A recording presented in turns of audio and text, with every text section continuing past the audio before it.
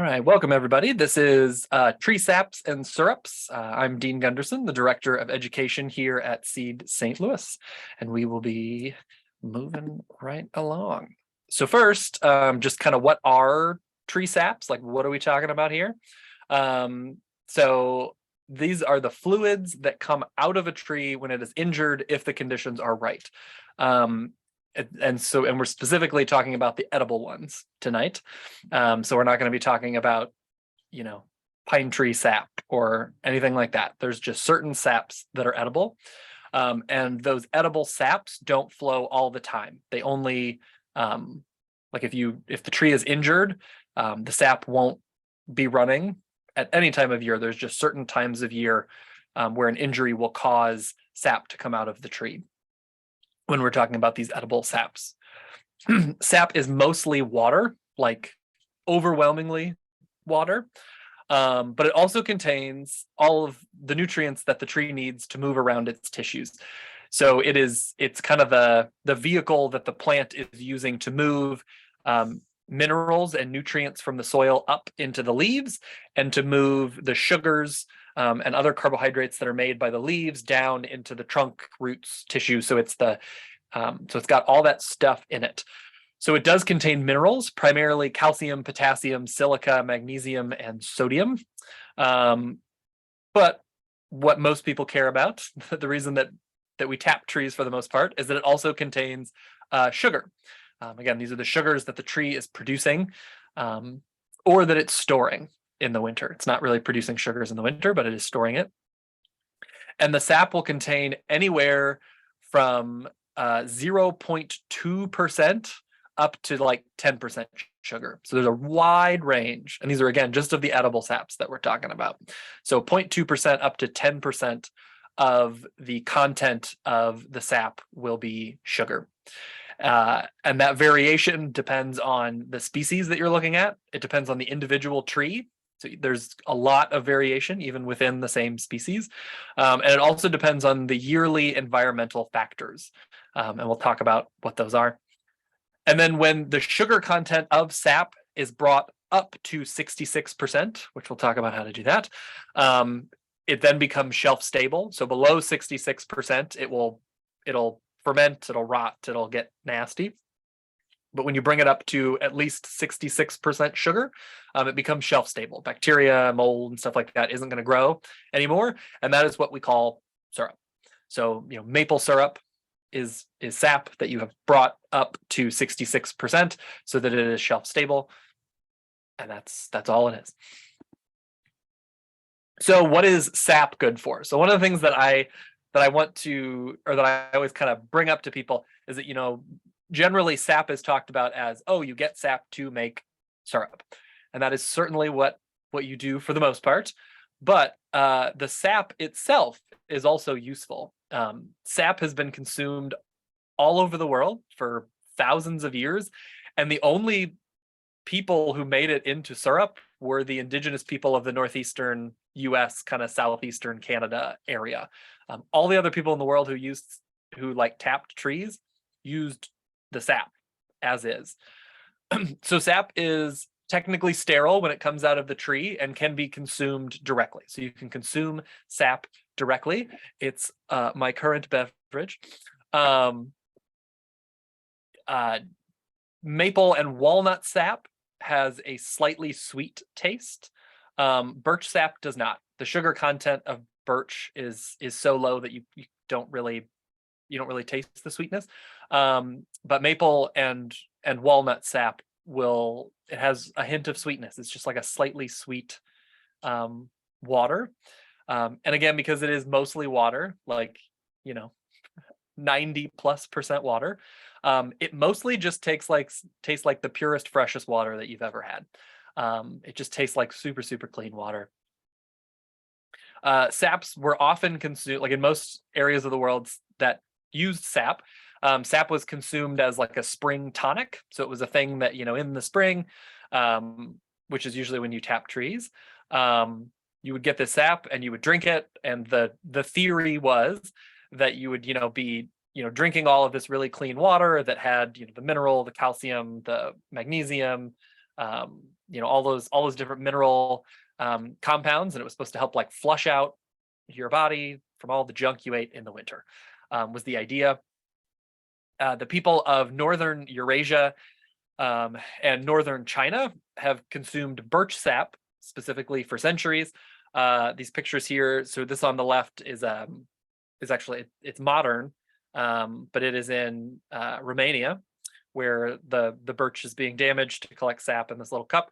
This picture was from right before the fall of the Berlin Wall. This was in eastern Germany in 1989, where they were collecting sap, and sap was actually collected on like an industrial scale in the former Soviet Union, where it was used for lots of different things. But one of the traditional things that sap was used for, that was a way to kind of stabilize it, was it was fermented. So like in Scandinavia, it was used as the water to make mead, or you would ferment it to make just like a slightly alcoholic beverage that would then stabilize it, and it would allow you to drink those minerals all year long. I have not fermented it myself, but I do drink it. It's good. It is technically sterile when it comes out of the tree. Best practice is to boil it before you drink it, just because you never know. And the people of Korea consume, still to this day, maple sap, and the name of the maple tree in Korean actually means good for the bones, which makes sense given that all of the minerals that it is highest in are the minerals that your bones are made of. So again, like just the sap itself can be consumed either directly as just a drink, or you could ferment it. You can cook with it. Just use it as a replacement for water in your cooking, and you just get that little bit of sweetness, those mineral compounds, things like that. So what is syrup good for? I think we've all probably had syrup, but maple syrup, as I already kind of mentioned, was invented by the indigenous people of what is now the northeastern United States and southeastern Canada. As far as I can find, and reading around on stuff, they're really the only people who did that, in terms of boiling something all the way down to a syrup. Like I said, I think we all know what you can do with it. It's great for pancakes, waffles. It's really good in oatmeal. Anything you would use a liquid sweetener for, like if something that you use honey, maple syrup will also work well. You can also modify most recipes that call for granulated sugar to use maple syrup. Not all of them, but a lot of them. And you can even make maple sugar or maple candy. Like granulated sugar, you could just boil the syrup a little bit longer, and then you got to process it in a certain way, and you'll get granulated maple sugar, and it's real good. And then you can make like hard candy out of maple syrup as well. It's also just an interesting fact here. It's probably the most sustainable sweetener like in the world, potentially. So like when you look at like the whole life cycle of how maple syrup is produced, it's estimated that every gallon of maple syrup indirectly leads to 100 to 255 pounds of CO2 sequestration, because the larger and older a tree is, the more syrup it produces, the more sap it produces, the more syrup it produces. So by making maple syrup economically valuable, you're essentially paying someone to preserve and manage an old growth maple forest. So you're paying to keep really old trees alive, instead of being cut down and turned into a cornfield or a sheep pasture. So, 100 to 255 pounds of CO2. That's the kind of carbon sequestration I'm interested in. I get maple syrup out of the deal. And this is just a picture over here of how the traditional way that maple sap was collected. They used like birch bark baskets and just like little cuts with little wooden things to kind of direct the sap off the tree. Wild. So actually, tree tapping. So to get the sap, you have to do something to get the sap. So that's called tapping the tree. And what that is it is the intentional, conscientious, and carefully executed process of wounding a tree so that the sap can be collected from that wound. Again, the sap just doesn't just like come out of the tree. You do have to open a wound into the wood, for the sap to run. It's called for the sap to come out. So it involves drilling a hole and then putting a spout in that hole. So those spouts are called spiles. Not that you super need to know that name, but just if you're wanting to buy them, that's usually what they're called. There's lots of different styles, which we'll talk about. But this is basically what it looks like. It's just literally like a spout. So you drill a hole and then you just poke that in the tree. And it just helps to direct the sap out from the wound. Because if you just drill a hole and leave a hole, it's just going to dribble down the bark. Whereas if you stick this spout, it brings it out and it'll drip out into whatever collection container you are you're using. The spout is also an important way to help keep that wound safe and sanitary. So you are cutting into that tree, you're causing an injury, and by putting this spout in here, and actually the spout, even when it's not dripping, usually it's kind of sealed with fluid with the way that they're designed. Like if you look in there, it's never clear. Like there's always kind of like a bubble of moisture in there. So it helps kind of keep that wound sealed off from the outside environment, which helps keep pathogens, insects, nasty stuff from getting in there, which we don't want because we want the tree to be healthy. This should always be done in a careful way with the focus on protecting the health and integrity of the tree. And that is not at all hard to do, but if you're not willing to do it, then do not tap trees. We don't need anybody out there killing trees in an attempt to get a little bit of sap. Because again, it's not hard to do it well, which we'll talk about how to do it well. Oh, and I did just want to show, because some people are uncomfortable with the thought of you're like drilling a hole into a tree. You don't want to, hurt the tree. And I get that. I also was worried about that the first year that I did it. But this picture here is of a tree that I took this picture literally this morning. And you can see there's a bucket over here. So there's a spile up here. This is the hole that I did last year. So you can see kind of where there's that pretty perfect round hole. So that was one side of the cut, and the other side of the hole is way over here now. The tree like filled that in and like has pushed the bark apart. And this was the hole from 2 years ago. So you can see, I mean, they heal over pretty quick as long as the tree is healthy. So again, as long as you do it correctly, there's really not a danger to the tree. So what kind of trees can you tap? Because again, not all tree saps are edible, but more importantly, I mean, there's not many of them that are toxic, but like not a lot of them will, like if you drill a hole, not a lot of them will the sap just come out. Like that's not a very common thing amongst trees. So the main ones are maples. All maples can be tapped. You can even tap a Japanese maple, but the main ones are sugar maple, Norway maple, and black maple are the ones that are done like commercially. Those are the ones that have the highest sugar content.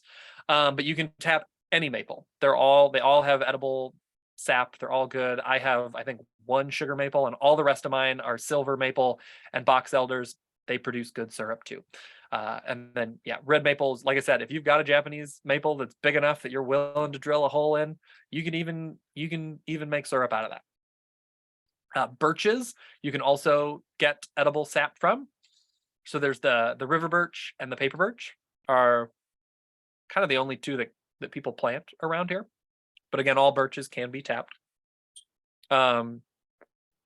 Walnut is also produces edible sap. And again, any walnut, but black walnut's really kind of the only one around here that people grow. And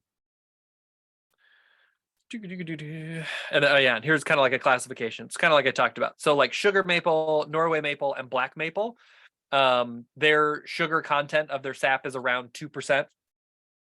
It varies from tree to tree and environmental factors and all those things like we talked about earlier.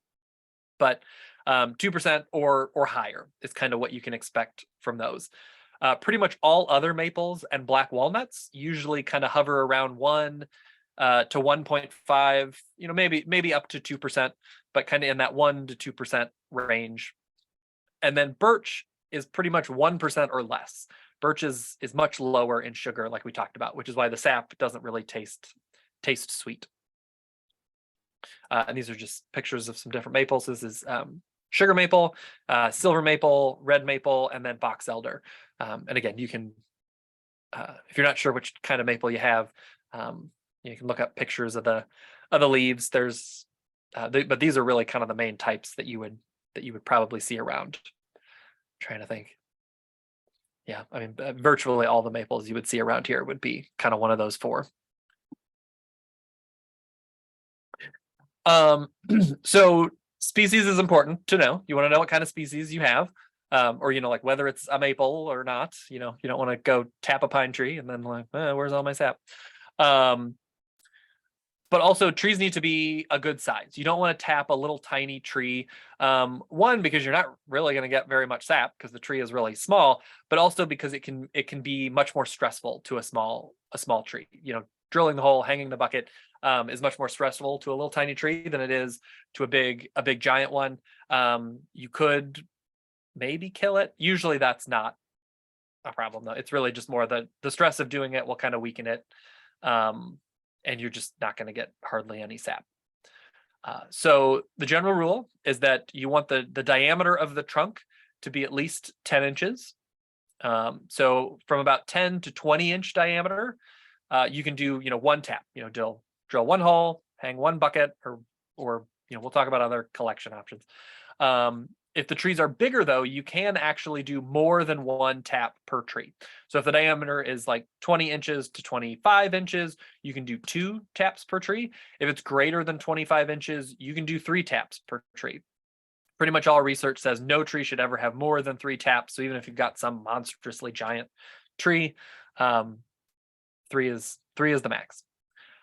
Box elder and birch trees are a little different. They can be tapped just a little smaller, but so generally you want kind of an 8-inch diameter minimum on those though. So still a decent size. And again, the tree should be healthy. If the tree is kind of sickly, not quite sure how good the tree is, you probably don't want to tap it. Partially because you might not get very good sap, like you just might not get that much sap. And also because if the tree is already kind of got issues and then you tap it, you might stress the tree more and might kind of push it over the edge. But again, hopefully all the trees in your yard, in your area are healthy, and you can tap any tree that is 10-inch diameter or larger. So yields. You can find so many different things online about, you can expect about this much per tree, and I honestly just find all those numbers to be worthless because there's just so many factors, like just so many factors to the point that, they don't even really understand them all still. Like if you look through, there's still so many unanswered questions about even like what causes the sap to run. Why are some sweeter than other? Like there's just so many compounding factors. And just as an example, even sugar maples have been recorded with sugar content, like individual trees can have anywhere between 2 and 9% sugar content. And so trying to say, you'll get about this much per tree is impossible. And also, like, is your tree 10-inch diameter or is it 40-inch diameter? Like, it's hard to say. I will say, like last year we tapped about 10 trees and we got about a gallon of syrup. I think generally speaking, that's pretty low actually. But that was just with what we were doing. We weren't, being real intensive about it last year. But still, like, we got a gallon of syrup. So like we mentioned, it varies by species. So, sugar maples, you're going to get generally a lot more than you are going to get from a birch tree. It also varies from individual tree. So, one tree has 2%, one has 9%. If you get, 10 gallons of sap from both of them, you're still going to be getting like 4 times more syrup from this one that's 9% than the one that is 2%.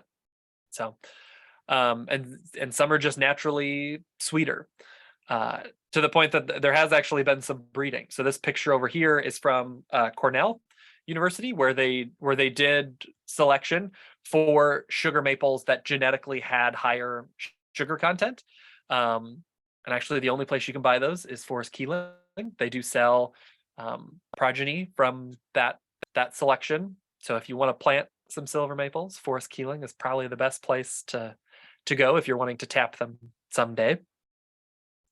And you can have trees that don't produce at all. So, last year when I said, I tapped 10 trees, I think 3 of those actually didn't produce any sap at all. So I've got a lot of trees that I'm rotating through trying to find which ones are good producers. And so, 3 of the taps that I did produced absolutely nothing.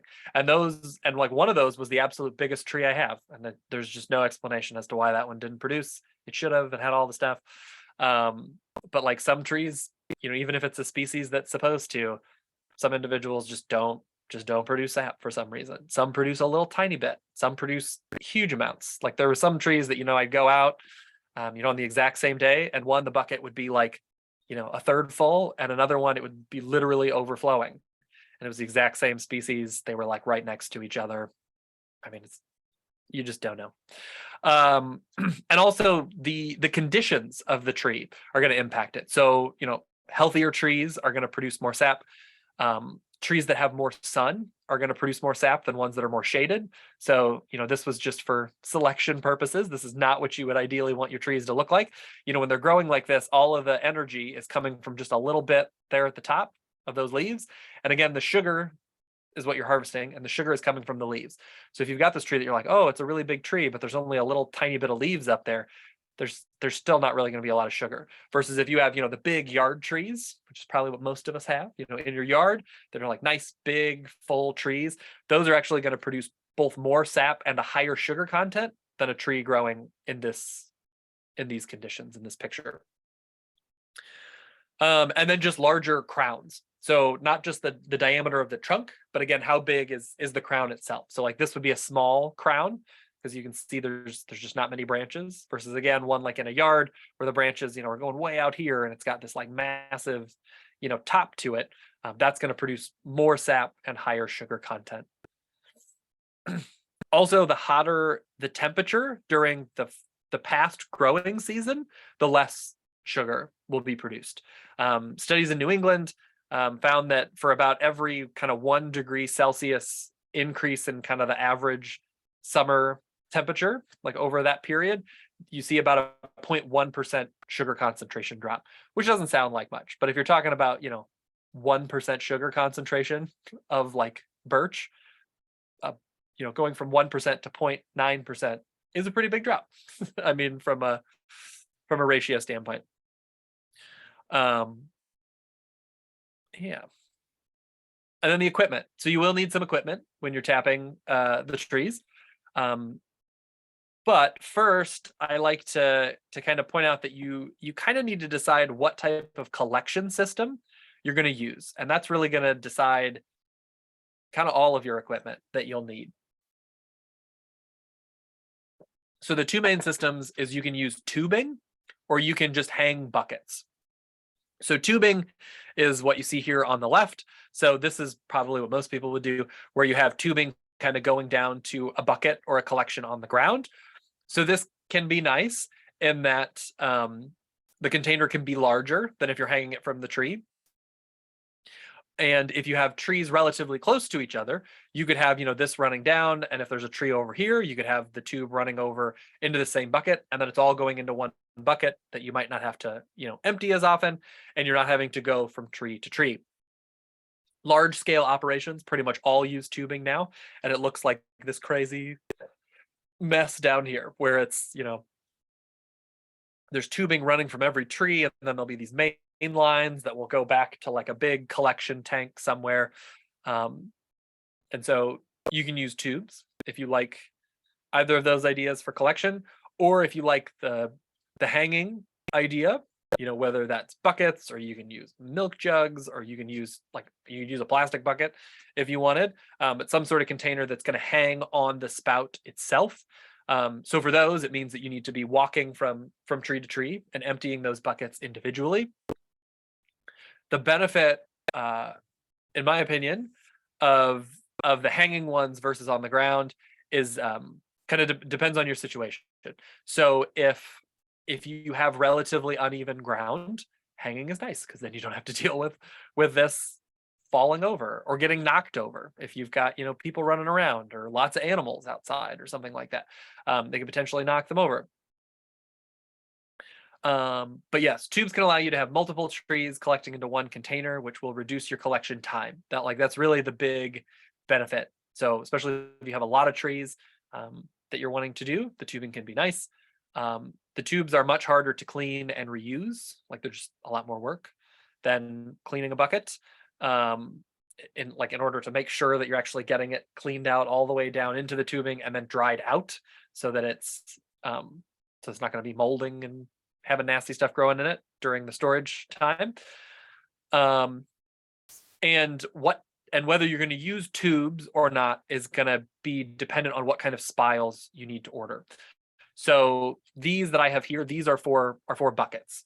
So they come with a little hook that kind of hangs on it. So you pound this end into the tree, then you hang the bucket here, and then it drips into the bucket. So see if I can show it here on the camera. So the reason that it doesn't work with tubes is because it has this little flare at the end. So the tube won't push onto this. So for tubes, they do make metal ones like this for tubes, but there's no flare. So that flare though, like it helps kind of makes the sap drip, kind of breaks that surface tension because the hole gets bigger at the end so that it can drip, which you don't need with the tubes because it'll just slide down the tube.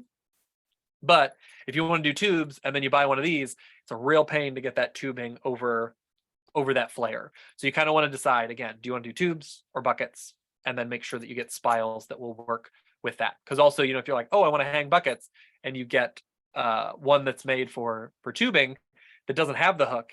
I mean, they basically usually just look like this. If it's a metal one, well, then how are you hanging that bucket? Like the bucket needs to hang on something. And so usually they will come with some sort of hook or something that the bucket will be attached to.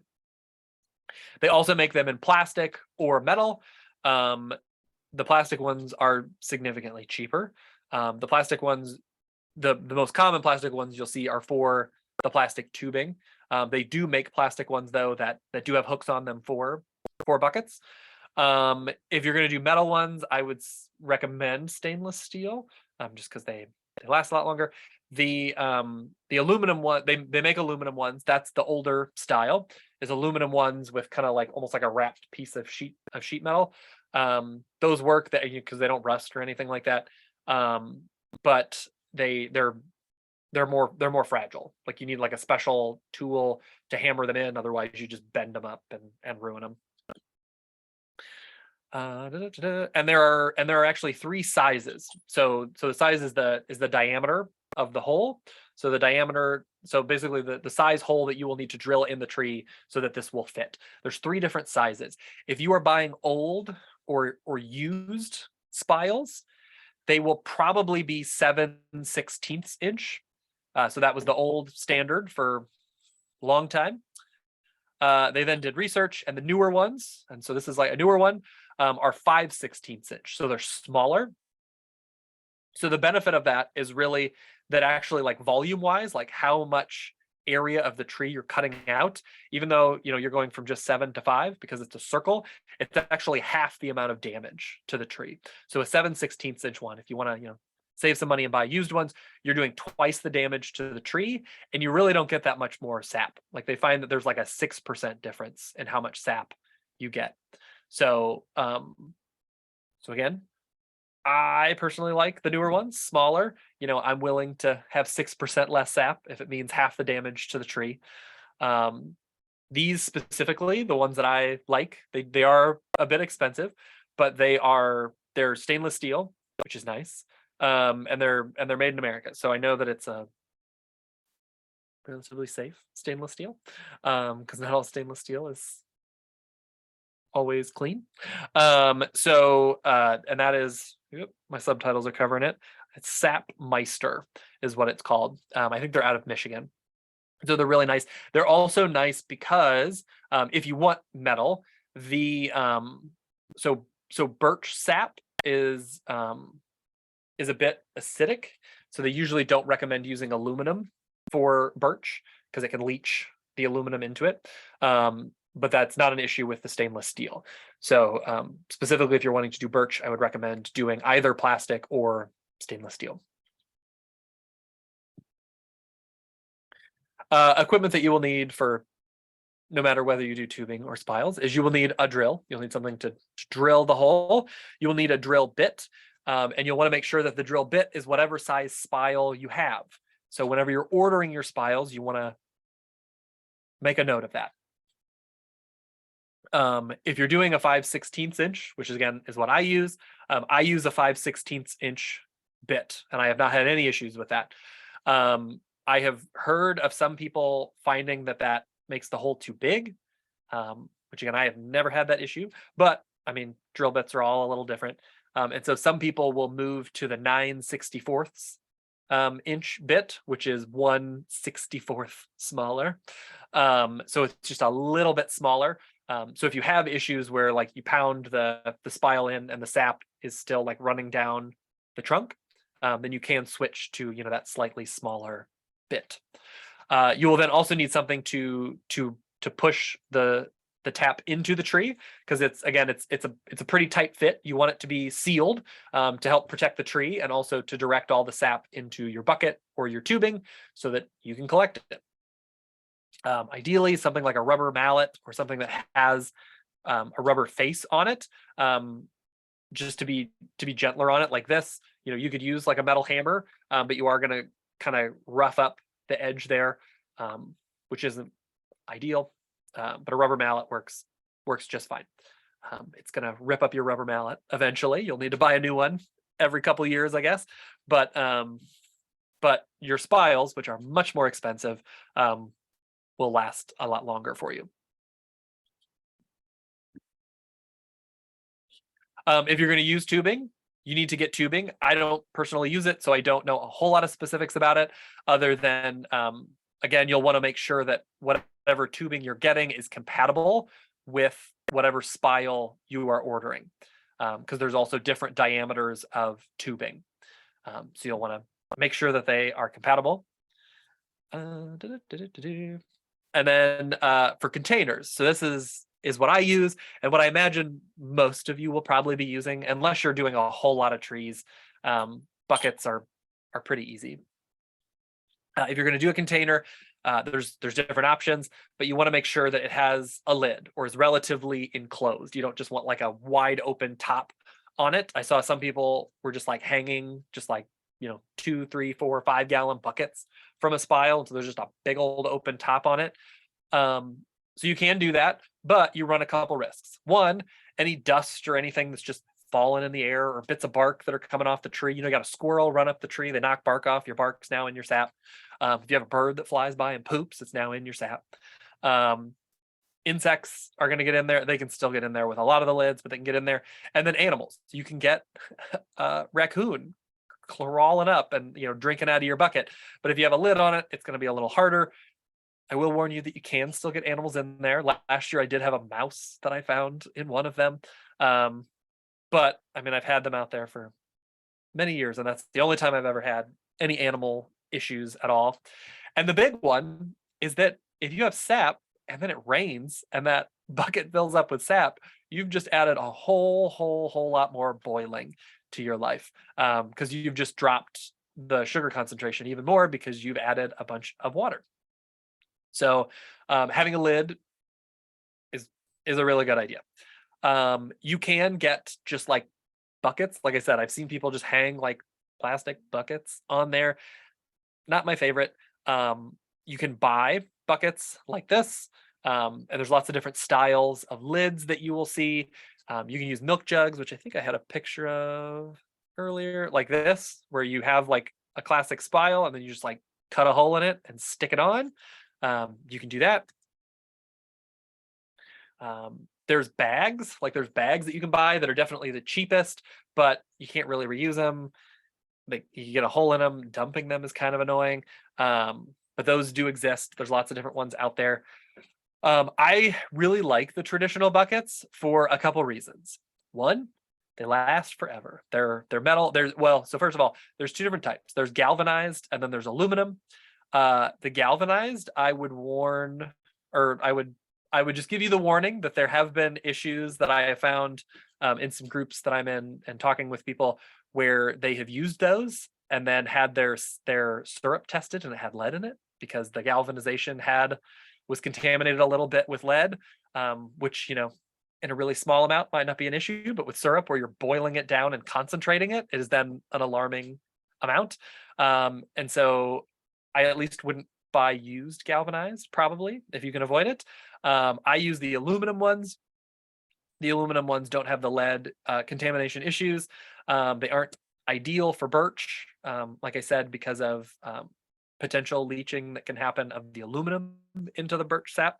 But for maple and walnuts, they're perfectly fine. And they're great because they are aluminum, they never rust, they last forever. They're easy to clean, easier than plastic containers, which I'll talk about why that's the case, but easier to clean than plastic containers. They're really easy to store because they're made to be stackable. So like I have 60 buckets like this, and it's just, you know, the diameter like that, and it's about 4 feet tall. That's all my buckets for the year because they're nice and stackable. And they're easy to pour. I think they look nice. They have that like classic look to them, and they're really cheap. So this was the standard for, you know, 100 years or whatever, kind of up in the Northeast and in Canada. And then they started switching over to tubing in the last couple decades. And so there are barns full of these things in Vermont, New Hampshire, upstate New York, like full of them. And so there are people all over eBay selling them, and you can buy one of these with a lid for cheaper than you can buy a food grade bucket, like plastic bucket at Lowe's or Home Depot. And so, and this is going to last a heck of a lot longer than that plastic bucket from Lowe's or Home Depot. And they're way more space efficient. So I really like these. But you can use all those other options out there. So I think like one of the price depends on how many you're buying. But like if you buy 10, which is kind of a good number to buy. Like if you're buying like 1 or 2, they're really like they're overpriced at that amount. But if you buy like 10, it's I think $7 to $8 for the bucket and the lid.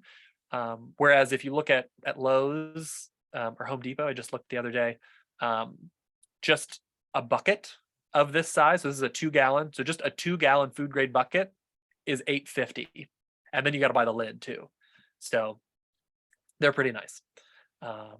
They are used, so you will need to clean them very well when you get them, because most of them have been sitting in a barn for quite a while because the farmer put them away, started using tubing, forgot about them. Eventually somebody came along and bought them off them and is now reselling them. So once you get your equipment, you probably want to know, you know, when am I doing this? So maple and walnut sap runs anytime the temperature swings between freezing and not freezing. So times when it's freezing at night and above freezing during the day, which is kind of now, like not today, but is, you know, around this time is when the sap will move. So it's that freeze thaw cycle of the above ground part causes pressure differentials in the trunk and is making the sap move and is building up pressure during the day. So as it thaws, the pressure grows. And so if there's a wound there, it's then pushing it out of that wound. But because of that freezing and thawing, it happens both in the fall and the spring. Because in the fall, you know, we have the same thing where we go, you know, from where it never freezes to where it's, you know, freezing at night, you know, warm during the day. And then we get to where it's, you know, frozen all the time, or at least we used to. However, the fall run, you can tap trees in the fall and you will get sap, but the sugar content is much, much lower, like way lower than it is in the spring. So you can tap it. And if you're just wanting to like drink some sap or, you know, experiment with just the sap and not boiling it down into syrup, go for it.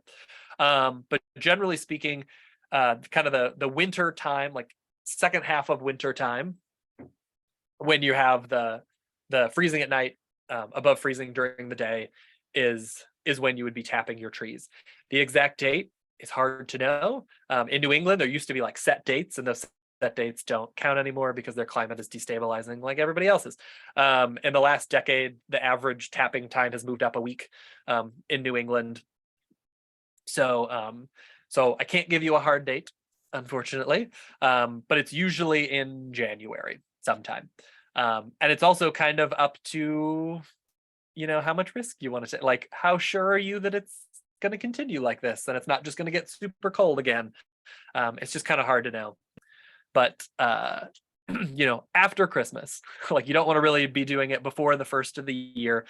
Generally, sometime in January. I usually tap around MLK Day, and the sap will continue to flow until one of three things ends the run. Is the terminology they use. One, it stops freezing at night. So if it just is staying above freezing, the sap is not going to run. If the trees bud, like if the buds start opening up, you will still get sap to some degree, but you're not going to get as much. And the sugar content is going to go way, way, way down because the buds are using all that sugar. They're pulling all the sugar out of the sap and using it to grow those leaves. And the sap gets kind of a leafy taste. It's not real great anymore. Or the hole seals up. So the holes, it is a wound, and just like any wound, it does heal. And kind of those tissues will start sealing off, and the sap is just not going to flow as well as it heals. So one of those three things will kind of stop the run for you. Usually that hole will stay kind of open for 6-ish weeks. It can be longer. It depends on the weather. The warmer it is, the faster it's going to heal. You can re-drill the hole if it like seals up really fast on you, like and the weather is still good. And I don't mean drilling a new hole, but if you like pull the spout out and you just run the drill back through there, it'll kind of knock off that kind of like callus tissue, and it will keep flowing, and you can put the tap back in. If you tapped a little early or something and some really nice weather is coming up. But again, generally the kind of ideal weather that's going to be causing that flow, where you can kind of see like, oh, there's some good time coming up, is when it's above freezing during the day, below freezing at night. Is kind of the ideal, and fluctuating. And it doesn't need to be every day and night. So if you get one where it's really cold and then it warms up that next day, like we'll often get it. Well, I mean, it's happening, I guess, today. Like it's cold. It's going to be really cold tonight. Tomorrow it's going to be like almost 50, and Saturday it's going to be 50 something. Like if you already have your trees tapped, there's going to be a lot of sap in the next 2 days that's going to be coming because the bigger that temperature swing, the hotter it gets, the more pressure builds up, and the more sap is going to be coming out of the trees. Birch is totally different. So birch sap runs once the temperature is consistently above freezing. So that's like right when that happens. So not like, oh, I can tap it in July, but like, in the spring, kind of as soon as we get done with the freezing nights is when birch sap runs. So birch really complements maple and walnut well. If you want to tap some maple trees, walnut trees, that's where you're really going to get most of your like syrup from, if you're wanting to make syrup, because they have a lot more sugar in them. But if you've got some birch trees, you might as well, because basically as soon as the maples are done is when the birches start. So like I tap a few birch trees, mostly just to get the sap, because the sap is quite nutritious. And I literally just pull the taps out of the maples and like that, and I clean the spiles, and then that same day I go tap the birch trees. So the birch are also unique in that they, and it's because it's so much warmer, generally, they produce way more sap like in a day than you get from maple. So maple, I have a video in a couple slides, is just more of like a drip, drip, drip. Like it's like a nice slow, like literally just like little drips of water. Whereas this video, which hopefully will play, is how birch will run, at least for the first day or two. And so it's like just literally like a faucet coming out of the tree. And so because of that, you're also going to need to empty your birch buckets a lot more often. So maple, I'm emptying them once a day at most. Like that's when like the weather gets really warm after a cold spell, I'll be emptying it like once a day. The birch, I was emptying 3 times a day for like the first week. They do kind of slow down after a couple days, about a week of tapping them, and then kind of slow down to about the speed of maples. But when you first tap them, it's just literally running out of the spout. So you want to make sure that you know that, because I did not know that the first time I did it, and I lost a whole bunch of sap because I was just like, oh, I'll come tomorrow and do it. And I don't know why I thought that, because I saw the sap coming out like this, but you will need to empty them more often. Yep. Nope. So the tapping process, you want to clean everything. Scrub with the hottest water you have. Don't use soap if you can avoid it, especially on plastic, just because plastic kind of absorbs smells, stuff like that. And it can be hard to get all of the soap off of the plastic, especially, and then it gets in the sap, and then you're boiling down the sap, and you're basically concentrating, and then your syrup can kind of taste like soap. So it's not ideal. Usually people recommend, if there is like a sanitation concern, to use like a really diluted bleach concentration. Like I think it's like a 5% or lower bleach solution. But if you are using that or soap, you just want to make extra sure that you really, really, really rinse it really well. But oftentimes, just if the things aren't like real dirty and gross, if you just scrub it, with a clean like scrubber or brush or something like that, in just kind of the hottest water you have, that's usually enough. And then the same with the spiles. And then if you have the metal spiles, at least I like to boil them again, just to make sure that they're extra sanitary, because they're going into that wound. And then get all of your tools ready and keep them clean. Clean the drill bit as well. For the drill bit, I usually kind of like wash it, and then I rub it down with rubbing alcohol, again, just to make sure that there's not going to be any pathogens that I'm introducing. And then I like to tape a mark on the drill bit, so that I know where about 1.5 inches is. So about 1.5 inches to 2 inches is all the depth that you want to drill into the tree. So you drill the hole 1.5 inches deep, at a slight angle. So you don't want to do it straight, because then the sap doesn't like to come out of the spile. So if you do it a bit like this into the tree, then the sap will run down the spile and out. And this video I'll just play so you can see it. This is just more what walnut or maple sap speed is. So much slower. So you generally want to have it at about kind of wherever your hands are, like that height, or around like your shoulders, head area. If you do it really low, animals can get into it. It can be a problem, especially if you're hanging the bucket. The southern half of the tree usually has better flow, especially early in the season, because the southern half of the tree is going to get more sunlight, so it's going to warm up faster. So you're going to get more sap flow. Taps placed above a large root and or below a large branch have better flow, because there's more plant tissue that is kind of using that real estate as highway of its sap. And any hole that you drill should not be within 6 inches of a previous tap hole. So, if you did one, I mean, you could kind of see in that picture I had earlier where, I had a hole here, and then I had another one up here, and then I had another one kind of up here, and they're kind of like moving around the tree. And that is, again, just to kind of spread out the injuries, and also because where it heals over, there's not good sap flow there. It kind of has to go around that healing tissue that it did. And so you want to go to a different part of the tree. Use the mallet to tap the spile into the tree until it is nice and secure. It does not need to go like all the way into the, like on this where it's got this is like, it shouldn't ever go more than this, but it doesn't need to go all the way in. Like if it's tight back here and it's secure, that's far enough. You don't need to like try and bang it in there as far as you can. And the sap can be running immediately, or it might not. Each tree is different. So sometimes you'll drill the hole, and as you're pulling it out, there's sap kind of running out. Sometimes you drill the hole and it looks totally dry. Usually the ones that are running sap immediately are going to produce more sap for you. But if one is dry, that doesn't mean it's not going to produce sap. It still can produce sap. It might just be a little early for it. That one might need a little warmer temperatures. Again, they're all individuals. If you're doing tubing, then attach the tubing to the spile, or if you're doing buckets, hang the bucket.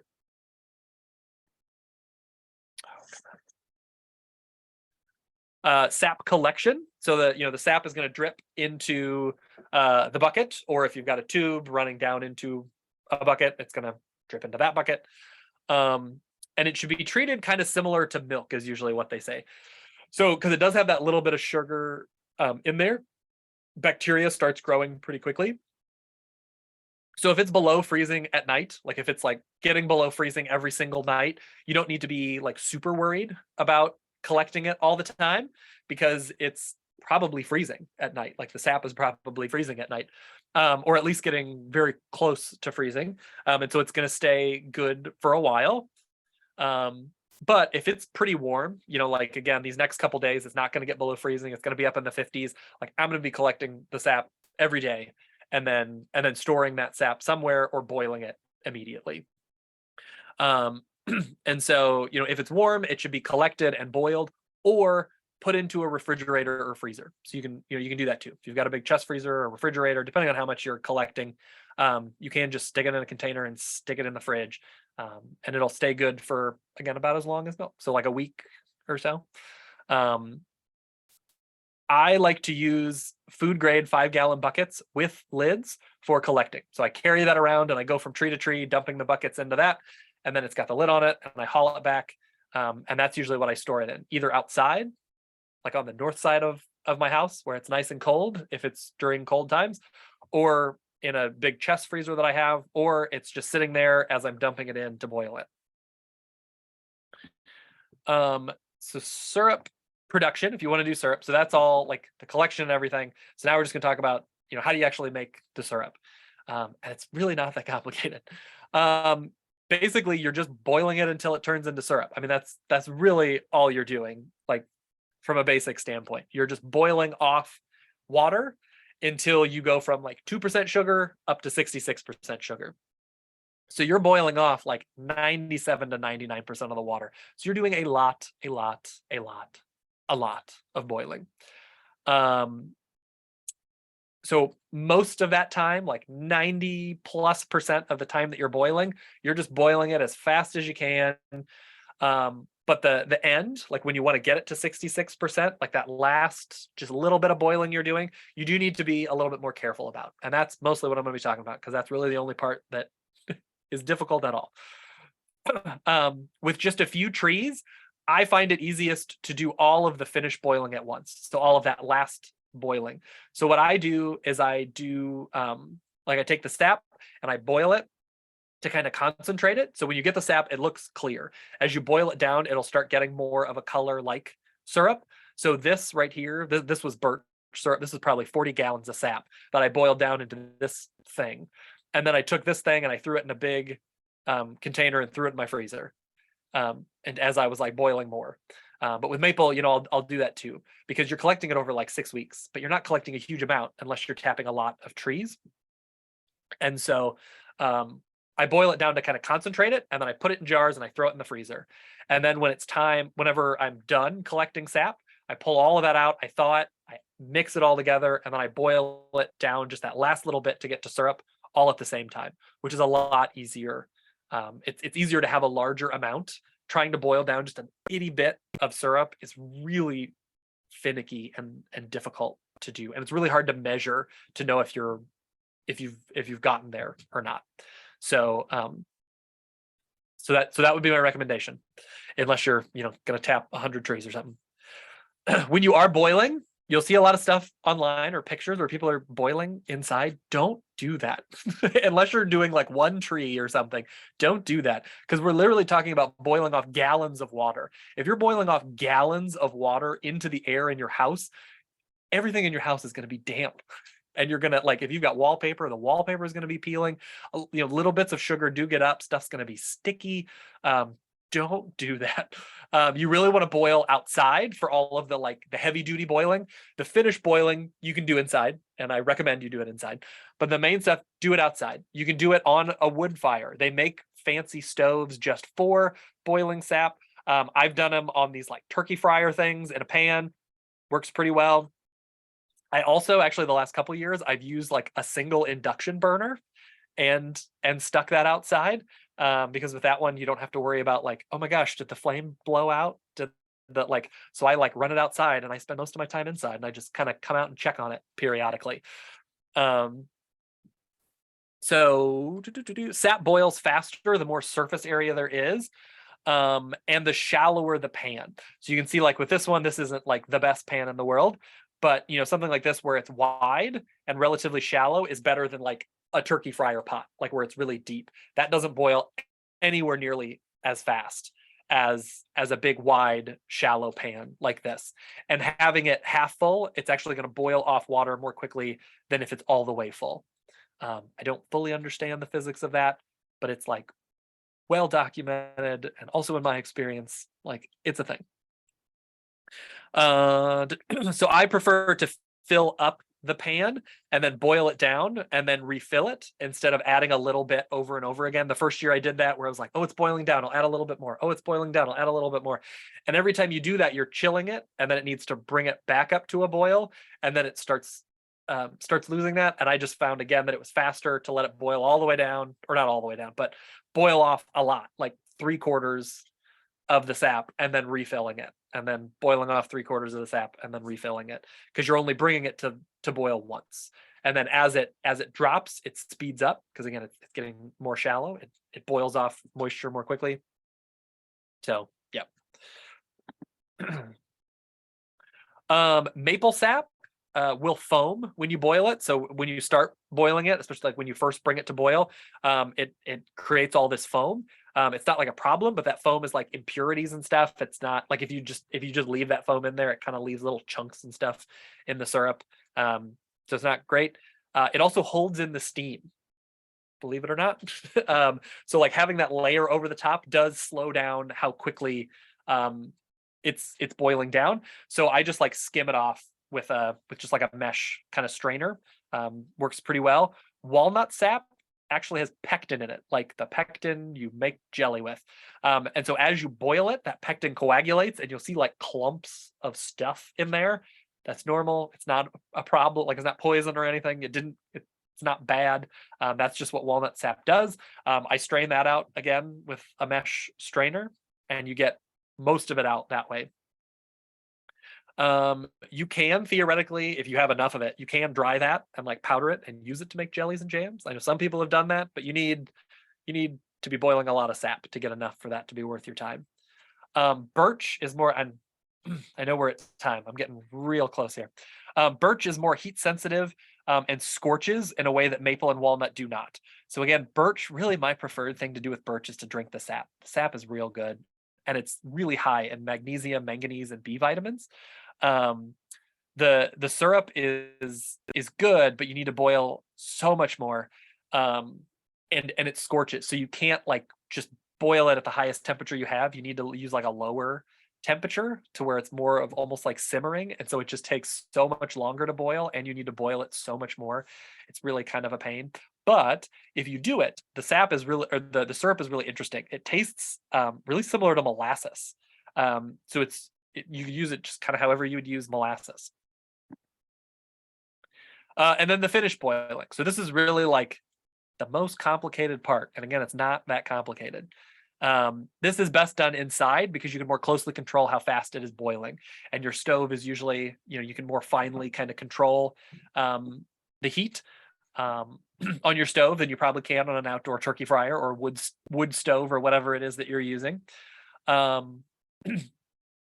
And the reason you need to be the reason that you need to be careful with it, or why this is the part that can get you in trouble, is that when you're doing the initial boiling, if your sugar content is 1% of the sap, you need to boil off half of the water. So if you've got 5 gallons, you need to boil off 2.5 gallons of water, and at that point you're at 2% sugar concentration. But when you're getting close to syrup, which is 66%, when you go from 65% to 66%, you only need to boil off 1% of the moisture, which doesn't take very long compared to boiling off 50%. So when you get close to syrup, it can happen really fast. That all of a sudden you're like, not syrup, not syrup, not syrup. Oh, it's syrup. Like it can happen really quickly, and so that's why it's good to do it inside, and it's better to do it with a decent amount of syrup, because you can see it happening faster, and more needs to boil off, so it happens a little slower than if you have just a little itty bit. You will need either a candy thermometer or a hydrometer. So there's like hydrometers they make like just for making maple syrup, are really nice. Like if you want to be serious about it, they're not super expensive. They sell them online. But you can also use a candy thermometer. Boil very slowly. When it's getting close to syrup, it completely changes. Like it'll kind of foam a little bit. It'll be like bubbling, but the bubbles like break. And when it is like just about to become syrup, it'll start foaming really heavy like this. Like it'll want to like overtop. So you need to be watching it so that it doesn't overflow and then you have a burnt, sticky disaster. But just if you stir it, that helps keep the foam down. But when it's starting to do that, like you're probably there. And so you want to turn the heat way down and then test it if you're not already testing it. So if you have a candy thermometer, the candy thermometer can just sit in there. And once the temperature reaches 218 degrees, you've made it. If you have a hydrometer, you need to like take a sample of the syrup. It goes in like, it comes with a little cup, goes in the cup, and then you stick the hydrometer in there and it'll float. And there's like a red line on it. And if it's at that red line, like you've made syrup. And then you're good. Turn the heat off, like once you've gotten there. And that's it. That's the whole deal with making syrup. It's just, again, if it happens too quick, if it's burning, if you like are like, oh, I'll put it on, it's not close to syrup, and you leave, you like go to the bathroom, you go do something, and you forget about it, it can just burn, scorch, burn the whole thing, and you've got just a disaster in a pot. So as long as you're watching it, you boil slowly, and you have either that candy thermometer or a hydrometer, you will be perfectly fine, and you can make perfectly beautiful syrup. So then with storage, you can just dump it into a container, stick it in the fridge, be done with it. You can filter it if you want to. If all maple syrup you've ever bought is filtered, that's what makes it clear. So you can filter it. You can find filters online, or you can run it through like, a piece of like knit fabric or something like that, like a clean t-shirt or something. And that'll do some of the filtering for it, but it's just to make it clear.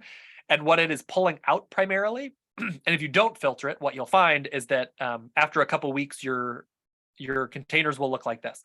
It'll look really clear at the top, and there'll be this like cloudy stuff on the bottom. That stuff on the bottom is edible. That's actually all of the minerals that were in the sap. So when you get it to the syrup stage, all of those minerals precipitate out and become a solid. So you get this kind of gritty stuff. They call it sugar sand. That's all the calcium, magnesium, iron, potassium, phosphorus, all the minerals in there. So again, they're edible, but it's not what most people think of when they think of syrup. So if you don't want that, you can filter it out, or you can leave it in there and just stir it into the syrup and do it. I don't filter it just because it's annoying, and the sand is not that big of a deal, but you can filter it. Seal it, stick it in the fridge until you eat it. And then lastly, for cleaning up, remove and wash your buckets and or tubing. Pull the spiles with either pliers or like the back of a hammer, kind of the claw side of a hammer. Spiles do not stay in the tree. That's a question that I hear a lot. It's not like you tap the tree and then you leave it in there. You are drilling a new hole every year. So you want to pull that out of the tree when you're done, so that wound can heal up. As spring progresses, which is when it's doing most of the healing, is in the spring. And yeah, clean the spiles, clean everything, put it away. And you don't need to do anything else to the tree. Don't put anything in the hole. Don't seal the hole. Just let the tree do its thing. And it should be fine. So then just a couple quick notes. Other things that you could try if you get like into it, or like if you read stuff you might have heard. There's people that'll say like freezing sap. There's some theory that Native Americans used to let the sap freeze and then they would throw the ice out. The theory being that the ice is pure sugar. That's not true. The ice is not pure sugar. If the temperatures get cold enough, the sap will freeze completely solid. But if we do have like a light freeze, usually the ice that you find in there has a very low sugar concentration. Usually it's like 0.5%. So it does, like if you throw that ice out, it does concentrate the sap, but you are losing some of the sugar. So that's up to you whether you do it or not. But just there's a lot of stuff online saying, oh, throw it out, it's pure water. It's not. I found studies that have found it's not. I have kept the ice, melted it, tested the sugar concentration. It has sugar in it. There's also reverse osmosis systems, which is a big complicated thing, that are cool. that's what they look like. But unless you're tapping a lot of trees, not worth it. They're expensive. They're a lot of maintenance, not worth it. But if you want to get into tapping a lot of trees, they are a big, big time saver. And then you will also find lots of other stuff online where people have mentioned, oh, you can also tap this tree or that tree or these trees. And none of the other trees, other than the ones that I've mentioned, is there good data on when to tap them? What do you need to tap them? Like, so you can try these other trees. A lot of them, though, it seems that you need a vacuum pump. A lot of the big commercial operations literally have vacuums that they put on the tubing that they use to suck the sap out. Most of these seem to need a vacuum to get sap on it, but you can always give it a try, and if the weather is just right, you might get some sap. And then these are our upcoming classes. We got lots of great upcoming classes. And that is it. I hope that was helpful for everybody. Have a great night.